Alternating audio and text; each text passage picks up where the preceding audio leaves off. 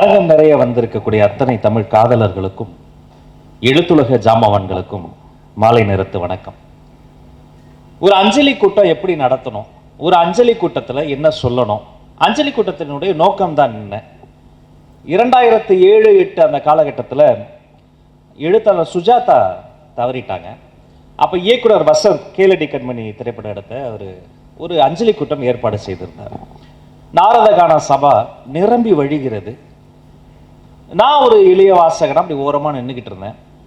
எல்லா ஆளுமைகளும் வந்திருக்கிறாங்க. தமிழ் எழுத்தாளர்களில் முத்திரை பதித்த முக்கிய எழுத்தாளர்னா பாலகுமாரன் ஐயா வந்திருக்கிறாரு. ஒவ்வொருத்தரும் பேச பேச ரொம்ப எமோஷ்னலாக எல்லாரும் அவங்களுடைய அந்த பர்சனல் கனெக்ட் இருக்கும் இல்லையா. சுஜாதா சாருக்கு திரைத்துறையிலும் நண்பர்கள் அதிகம். எல்லாரும் பேச பேச எமோஷ்னலாக இருந்தாங்க. ஒவ்வொரு முறையும் கீழே இறங்கி வசந்த் சார் வந்து பாலகுமாரன் சார்கிட்ட ஐயா அடுத்து நீங்க அப்படிங்கும்போது அப்படி ஏந்திரிப்பாரு. அவரால் பேச முடியாது. கண்ணில் இருந்து தாரா கண்ணீர் கொட்டும். இல்லடா நான் அப்புறம் பேசுனா உட்காந்துருவேன். இது ஒரு 4 முறை. நான் கரெக்டாக அங்கே தான் நிற்கிறேன். ரொம்ப சங்கடமா இருந்தது, என்ன இப்படி போகுதுன்னு. அப்ப பேராசிரியர் கு ஞானசம்பந்தம் ஐயா மேடைக்கு மேலே பேச வந்தார். வந்துட்டு ரொம்ப எளிமையா சுஜாதா அவர்களினுடைய எழுத்துக்களில் இருக்கிற ஹாஸ்யம் இருக்கு பாருங்க, நகைச்சுவை இருக்கு பாருங்க, அதை கடன்னு சொல்லிட்டே வந்துடுவார். சுஜாதா ரொம்ப விவரமான ஆளுங்க. போகிற போக்கில் ஏதாவது ஒன்று சொல்லிட்டு போயிடுவார். சேலை அவள் உடும்பில் பூணூல் அப்படின்ட்டு எழுதிட்டு போயிட்டாரு அப்படின்னு கீழே எல்லாரும் சிரிக்க ஆரம்பிக்கிறாங்க. அவர் பேசுறாரு தன்னை மறந்து சிரிச்சுக்கிட்டே இருக்கிறாங்க. நடுவில் ஒரு துண்டு சீட்டு நம்ம நண்பர் நிக்கில் முருகன் வந்து வைக்கிறாரு. அதுக்கு பிறகு ஃபுல்லாக பேசி முடிச்சு கீழே இறங்கினோன்னா நான் கேட்டேன், சார் நடுவில் ஒரு துண்டு சீட்டு வந்தது என்ன? அப்போ சொன்னால் ஒன்றும் இல்லை, நம்ம உலகநாயகன் கமல்ஹாசன் ஒரு துண்டு சீட்டை அனுப்பியிருந்தாரு, என்ன பேச்சை முடிக்க சொல்லியிருந்தேன். இல்லை தன்னை மறந்து திருமதி சுஜாதா கொஞ்ச நேரம் சிரித்து கொண்டிருக்கிறார், இன்னும் சிறிது நேரம் பேசுங்கள்னு எழுதி அனுப்பியிருந்தாரு. வாழ்நாள் துயரம்ல அவங்க திருமதி சுஜாதாக்கு வந்து எப்பேற்பட்ட அதையே மறந்து ஒரு எழுத்தாளனுடைய அந்த அந்த பன்முக திறமையை, அந்த குணங்களை எல்லாம் சொல்லி உண்மையில் ஒரு எழுத்தாளருக்கு நாம் செலுத்தக்கூடிய மிக சிறந்த அஞ்சலி என்ன தெரியுமா? அவர் எழுத்தை கொண்டாடுவதுதான். வாழ்நாள் முழுக்க பூமணி ஐயாவினுடைய எழுத்தை நாம் கொண்டாடணும். என்னுடைய சின்னஞ்சிறு வயதிலிருந்து ரொம்ப சேட்டை பிடித்த பையனா. எல்லா மேடையிலும் எந்த அமைச்சரும் சொல்ல மாட்டாங்க, நான் சொல்லுவேன். என் வகுப்பின் ஆக சிறந்த மக்கு மாணவன் நான் தான். ஒரு குழந்தை ஆடும் ஓடும் பாடும், ஒரு குழந்தை ஸ்போர்ட்ஸில் இருக்கும். நான் எதுவுமே பண்ண மாட்டேன், அமைதியாக இருந்து நல்லா வேடிக்கை பார்ப்பேன். ஒரு சின்ன மாட்டு வண்டி, அப்போலாம் இந்த குப்பைகளை சுத்திகரிப்பு செய்கிறதுக்கு மாட்டை கட்டி தான் அந்த வண்டியில் வந்து போவாங்க. அது மெல்ல மெல்ல அசைந்து தான் போகும்.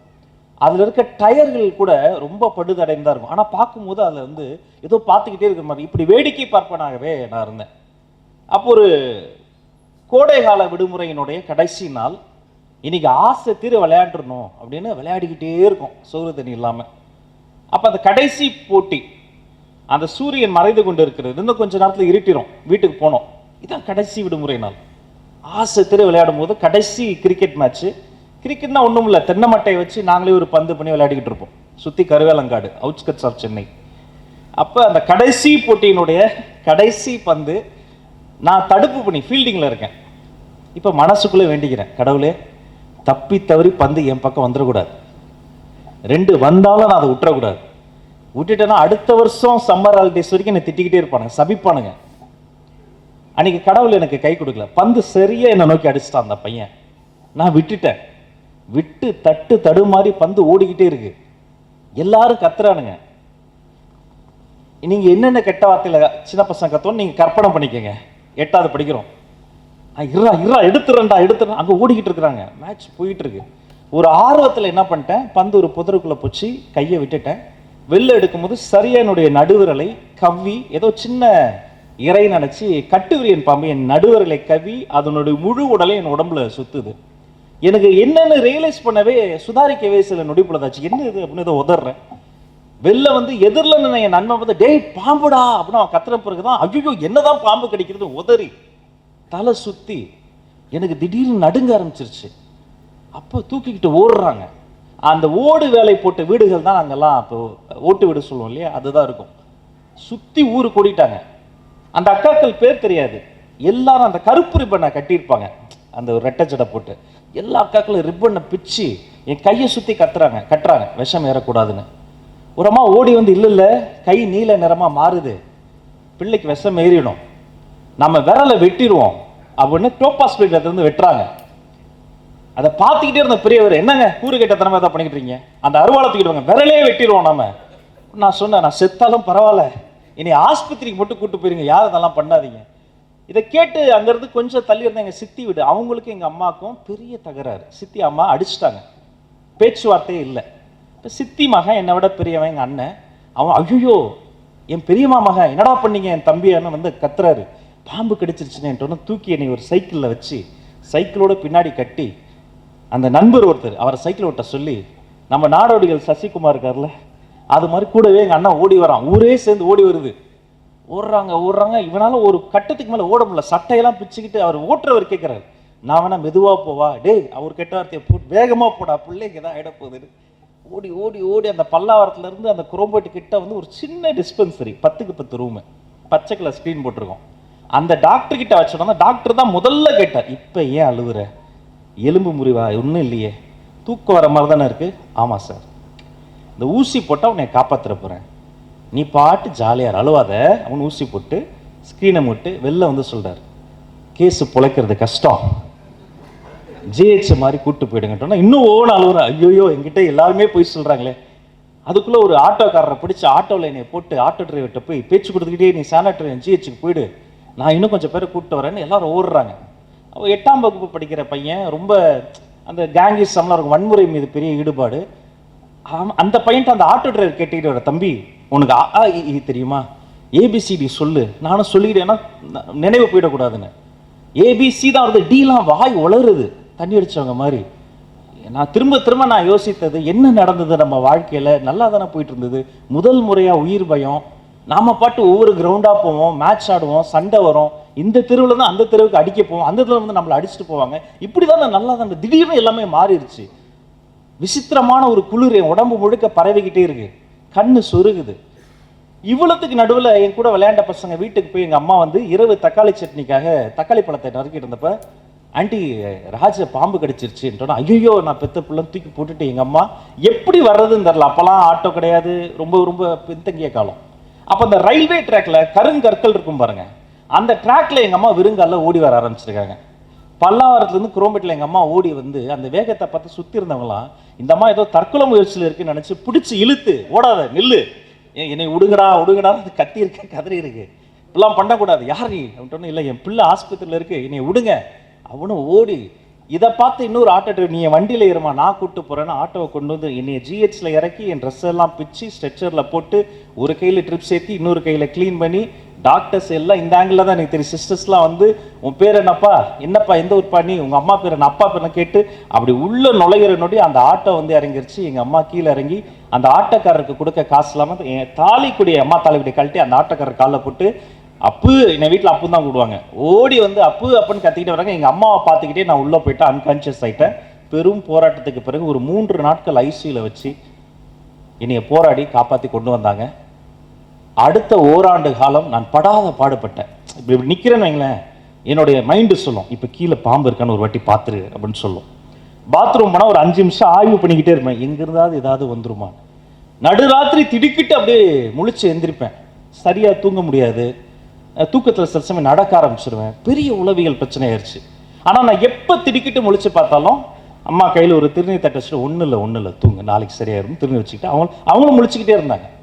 அப்போ எங்கள் அப்பா தான் ஒரு நாள், இனிமே மைதானத்துக்கெல்லாம் நீ போகக்கூடாதுன்னு ஒரு தடை போட்டு, வேற வழியே இல்லாமல் எங்கே போகிறதுன்னு தெரியாமல் நான் இருந்த பல்லாவரத்தில் மறைமலை அடிகளாரினுடைய வீட்டையே ஒரு சின்ன நூலகமாக மாற்றிருந்தாங்க. வேறு வழி இல்லாமல் அந்த நூலகத்துக்கு ஒரு சாதாரணமாக நான் போக ஆரம்பித்தேன். இப்போ 2 ரூபா கட்டணும். 2 ரூபா கட்டிட்டு டெய்லி அந்த லைப்ரரிக்கு போய் இந்த கதைகளை, இந்த நூல்களை, கவிதைகளை, கட்டுரைகளை ஏன் படிக்கிறேனே தெரியாமல் படிக்க ஆரம்பித்தேன். ஒருவேளை இந்த புத்தகங்களை நான் வாசிக்காமல் போயிருந்தால் நான் ஒரு வன்முறையாளனாக மாறியிருப்பேன். புத்தகங்களை வாசித்ததால் தான் இந்த மேடையில் மந்திரியாக, அமைச்சராக நான் வந்து நிற்கிறேன். அதில் அவர் வந்து ஒரு 50 ஆண்டு காலமாக அதை எழுதியிருப்பார். அதில் ஒரு 50 சிறுகதைகள் நீங்கள் எடுத்து பார்த்தீங்கன்னா பெரும்பாலும் இந்த ஒற்றை சொல் தலைப்பு தான். நம்ம படத்துக்கெல்லாம் வைப்போம்ல, ஒன்று ரூல் ஆஃப் 3 போட்டு வைப்போம், இல்லை 1 வேர்டில் டைட்டில் வைப்போம், பெரும்பாலும் ஒரே தலைப்பு தான். அது ஏன் இப்படி வச்சாதுன்னு தெரியல, ஆனால் சுவாரஸ்யமாக இருக்கும். அதிகபட்ச நீண்ட தலைப்புன்னு பார்த்தீங்கன்னா பெரிய நீளமான தலைப்பு, நல்ல நாள், அவ்வளோதான். அதை தாண்டி வைக்க மாட்டார். அது முதல் வரியிலேயே ஏதாவது தகவலோடு தான் தொடங்குவார். விடிஞ்சா பொங்கல், யாரும் நம்ம கிட்ட உரையாடுற மாதிரி உரையாடலோடய தொடங்குவார் கதைகளை எல்லாம். அவரு நன்கு கனிந்து முதிர்ந்து, நம்ம வண்ணதாசன் சொல்ற மாதிரி ஒரு பழம் அப்படியே கனிந்து பறிப்பதற்கு ஆள் இல்லாமல் நல்லா கனிந்து ஒரு பழம் இருக்கு பாருங்க, அதை பார்க்கும் போதே வாசம் வரும். அப்படிப்பட்ட சூழ்நிலையில விகடன்ல பெருந்தமிழர் விருது அவருக்கு தர்றாங்க. நான் தான் விகடன் விருதுகளுக்கு தொகுப்பாளர். அப்ப நான் மேடையில் இதே மாதிரி நின்று கீழே அவர் அமர்ந்திருந்தார். ஏனே தெரியல, என்னுடைய ஐபோன் எடுத்து அவர் விதவிதமா நான் போட்டோ எடுத்துக்கிட்டே இருந்தேன். இப்போ என் கூட என் தங்கச்சி அனிதா சம்பத், அவங்க தொகுப்பாளர், இல்லை நிறைய தமிழச்சி தங்கப்படி நிறைய தொகுப்பாளர்லாம் என் கூட சேர்ந்து நிகழ்ச்சி பண்ணியிருக்கேன். அவங்க கேட்டாங்க, அண்ணா ஏன்னா அந்த தாத்தாவை போட்டோ எடுத்துக்கிட்டே இருக்கீங்க? நான் சொன்னேன், இல்லைம்மா அவர் கதைகள்லாம் நான் நிறைய படிச்சிருக்கேன். ஓஹோ, அவருக்கு ரொம்ப பிடிக்குமா, அதனால தான் எடுக்கிறீங்களா? ஏன் எடுக்கிறேன்னு எனக்கும் தெரியல. அவரை பார்க்கும்போது ரொம்ப நெஞ்சுக்கு நெருக்கமாக இருந்தது. ஏதோ ஒரு வகையில் ஒரு பக்கத்தில் ஒரு எழுத்தாளர் நம்ம கிட்ட வந்துடுறாரு. வாசிப்பின் வழியே வேறொரு உலகத்தை ஒரு மனிதனுக்கு காட்டக்கூடியவன். உண்மையில் சொல்ல போனால் ஒரு மனிதனுக்கு இந்த தாய் தந்தை ஆசிரியனை தாண்டி இந்த உலகத்தை வேறொரு கோணத்தில் பார்க்க முடியும்னு காட்டக்கூடிய ஒரு தலை சிறந்த ஆசிரியர் அந்த எழுத்தாளர்கள் மட்டும்தாங்க. ஒரு குழந்தையை அப்படியே மாற்றி விட்டுரும். இன்னைக்கு நிறைய எல்லாம் பாராட்டுவாங்க. பள்ளிக்கல்வித்துறை அமைச்சரை வந்து நான் முதல்ல சொன்னது, எல்லாரையும் கூப்பிட்டு இந்த பாருங்க, உங்களுக்கு யார் தெரியுமா அமைச்சராக வந்திருக்கிறாரு? ஒரு பள்ளிக்கூடத்தின் ஆக சிறந்த மக்கு மாணவன் வந்திருக்கிறான். அப்போ நீங்கள் இனிமேல் என்ன பண்ணோன்னா, சார் இவன் பிரைட் ஸ்டூடெண்ட், இவர் ஆவரேஜ் ஸ்டூடெண்ட். ஆவரேஜ் ஸ்டூடெண்ட்னு உலகத்தில் ஒருத்தர் இருக்கவே முடியாது. அது என்ன ஆவரேஜ் ஸ்டூடெண்ட், அந்த வார்த்தையை விட்டுருங்க. அப்போ என்ன சொல்லலாம்? அப்போ ஸ்லோ லேர்னர்ஸ், தமிழில் என்ன சொல்லலாம்? மெல்ல கற்கும் குழந்தை. ஒரு வாரத்தில் அந்த பேரையும் மாற்றிட்டு, அது என்ன மெல்ல கற்கும் குழந்தை? தன் வேகத்தில் கற்கும் குழந்தைகள்னு இனிமேல் அவங்கள நம்ம கால் அவுட் பண்ணுவோம். Learning on own pace. என் வகுப்பில் தமிழில் நான் எப்போதுமே முதல் மதிப்பெண் வாங்கிடுவேன். கணக்கு படத்துக்கு எனக்கு ஒரு வாய்க்கா தகுறாரு. நான் அவங்க வழிக்கு போக மாட்டேன், அவங்க என் வழிக்கு வர மாட்டாங்க. ஒரு இது இருந்துக்கிட்டே இருக்கும்.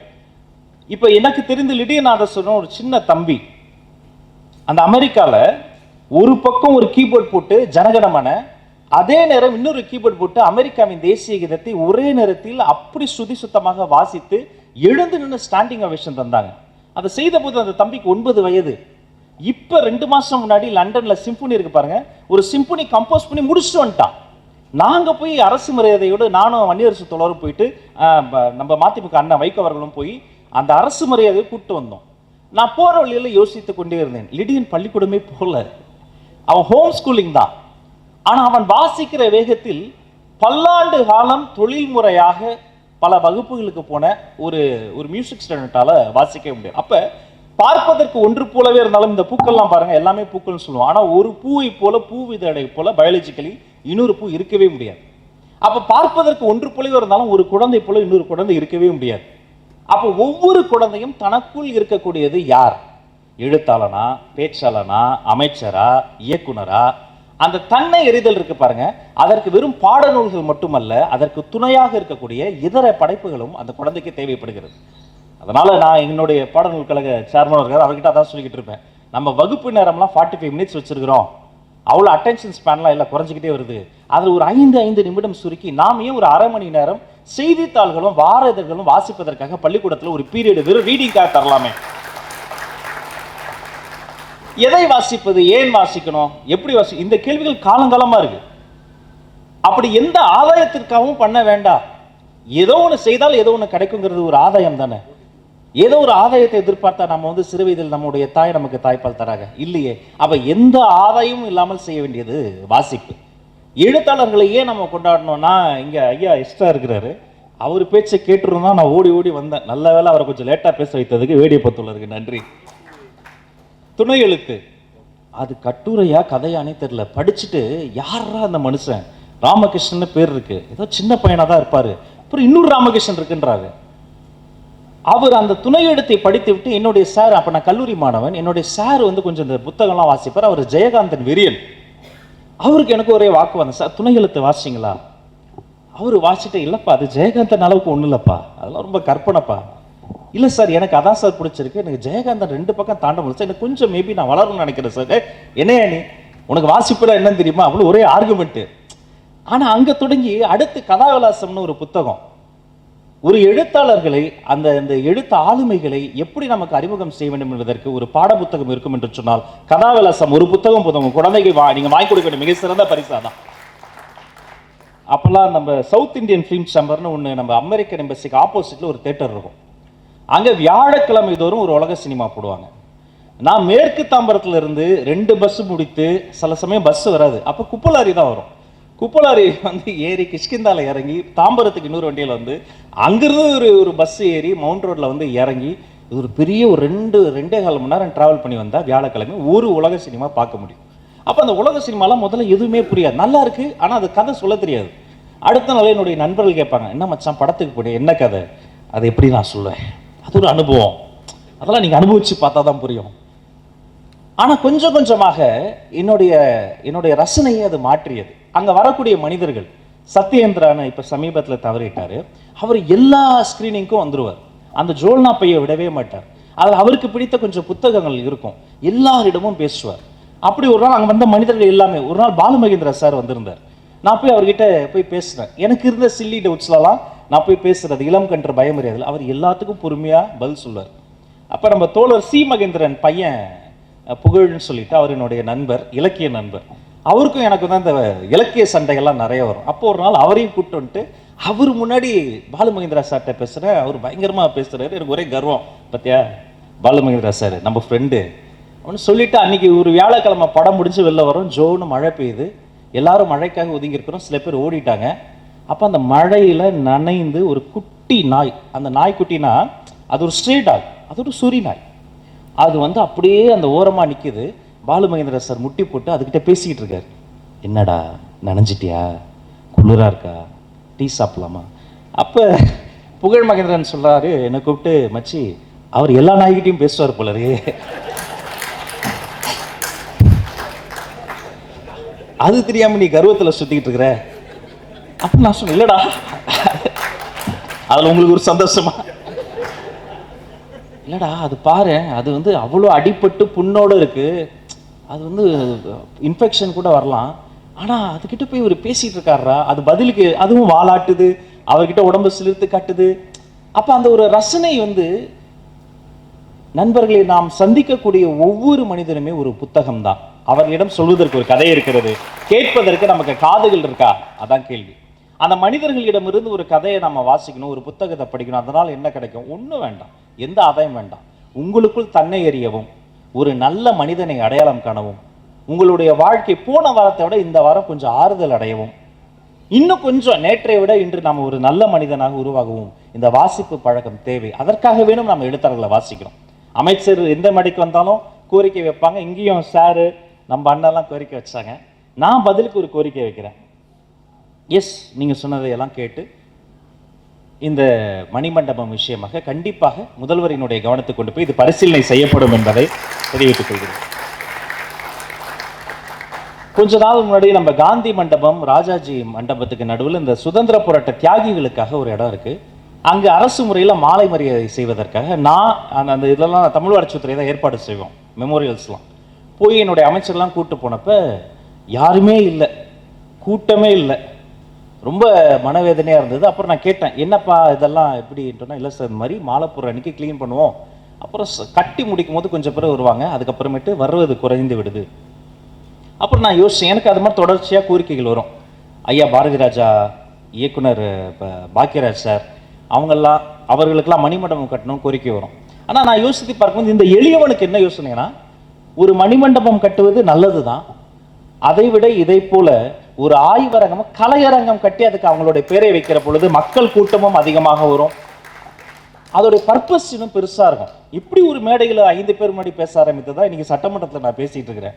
இப்படி ஒரு மேடையில் ஏறி பேச்சு பிடிக்க அவங்க சின்ன சின்ன சோப்பு டப்பா பரிசுகள் தான் இன்னைக்கு வந்து என்னை ஆளாக்கி அழகு பார்க்கிறது. அப்போ ஒரு கலையரங்கமும் ஆயிரம் கட்டினா இன்னும் கூட பயன் அதிகமாக இருக்குமே அப்படிங்கிறது ஒரு யோசனை. இருந்தாலும் அவங்க குடும்பத்தார் என்ன நினைக்கிறாங்களோ அந்த எண்ணத்திற்கு நம்ம வந்து செவி சாய்க்கணும்.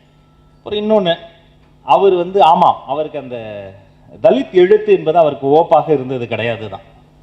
அதை நான் இப்படி பார்க்கிறேன், அவருக்கு அது ஓப்பாக இல்லாமல் இருந்திருக்கலாம். ஆனால் அவருடைய எழுத்து என்பது என்ன? எழுத்தாளர் எழுதுவதோடு எனக்கு தெரிந்த அவருடைய கடமை முடிந்து விடுகிறது. அவர் எதையும் நினைத்து வேண்டுமானாலும் எழுதியிருக்கலாம். எழுதப்படுவது மட்டுமல்ல எழுத்து. ஒரு வாசகன் அவன் புரிந்து கொள்வது தான் உண்மையிலே அந்த எழுத்து. அவனுக்கு அது ஆறுதல் தருகிறது, ஒரு ஒடுக்கப்பட்ட குரலுக்கு, ஒரு ஒரு பாமரனுக்கு, ஒரு நசுக்கப்பட்ட குரலுக்கு அந்த எழுத்தை வாசிக்கிற பொழுது அது ஒரு இளைப்பாறுதல் தருகிறது என்கிற பொழுது யாருக்கு எப்படி ஒரு எடுத்துக்கணுமோ எடுத்துக்கங்க. அவர் எப்படி எழுத்தாளர் எடுத்துக்கிறங்க, எடுத்து படிங்க, ஆனால் படிச்சிருங்க. தயவு செய்து வாசிப்பு பழக்கத்தை மட்டும் அடுத்த தலைமுறைக்கு நம்ம மடைமாற்றம் செய்ய வேண்டும் என்பதில் இந்த மேடையில் நான் சுட்டிக்காட்ட ஆசைப்படுகிறேன். பூமணி ஐயாவினுடைய எழுத்து என்பது அது வந்து ஏற்கனவே நான் சொன்னதை போல நிறைய மாணவர்கள் அதை எனக்கு தெரிஞ்சு நிறைய ஆய்வு பண்ணியிருப்பாங்க.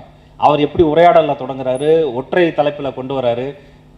வரலாறு நெடுக பெரும்பாலும் பார்த்தால் ஜெயித்தவர்களின் கதையாக இருக்கும்.